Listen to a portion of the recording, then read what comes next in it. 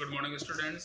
Class 12th आपका chapter था उषा। और जैसा कि आपको बताया किस प्रकार सूर्योदय के समय जो वातावरण होता है उस वातावरण का कवि ने यहाँ पे वर्णन किया है। नेक्स्ट क्वेश्चन, भोर का नभ राख से लिपा हुआ चौका अभी गीला पड़ा है। नई कविता में कोष्टक विराम चिन्हों और पंक्तियों के बीच में स्थान को कविता का अर्थ देता है।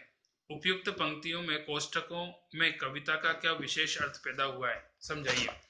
नई कविता में कवियों ने नए नए प्रयोगों से स्वयं को अलग दिखाना चाहा है। शमशेर बहादुर सिंह ने कोष्टकों का प्रयोग किया है। कोष्टकों में दी गई सामग्री मुख्य सामग्री से संबंधित है तथा पूरक का काम करती है। यह कथन को स्पष्टता प्रदान करती है। यहाँ अभी गीला पड़ा है वाक्य कोष्टक में दिया हुआ है जो प्रातःकालीन सूरज सुबह की नमी और ताजगी को व्यक्त करती है।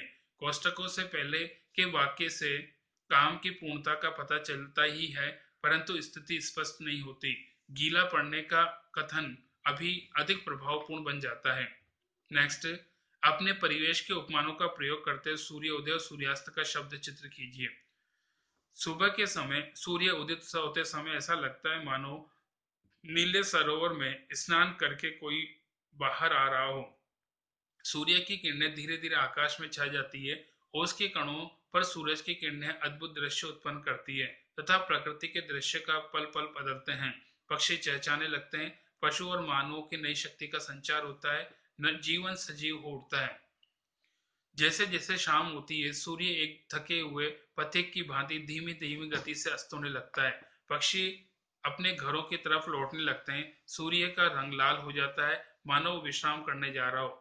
सारा जीव जगत भी आराम करने की तैयारी शुरू कर देता है। नेक्स्ट, सूर्योदय से पहले आकाश में क्या क्या परिवर्तन होते हैं कविता के आधार बताइए। सूर्योदय से पहले आकाश का रंग शंख जैसा नीला होता है। उसके बाद आकाश राख से लिपे हुए चौके जैसा हो जाता है। सुबह के नमी के कारण वह गीला प्रतीत होता है। सूर्य की प्रारंभिक किरणों से आकाश ऐसा लगता है मानो काली सील पर थोड़ा लाल केसर डालकर उसे धो दिया गया हो या फिर काली स्लेट पर लाल खड़िया मिट्टी मल दी हो।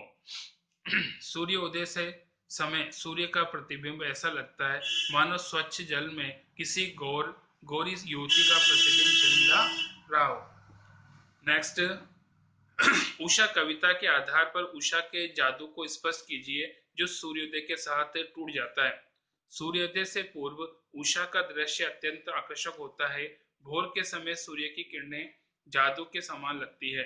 उस समय आकाश का सौंदर्य क्षण क्षण परिवर्तित होता रहता है। यह उषा का जादू है। नीले आकाश का शंख सा जैसा प्रतीत होता है।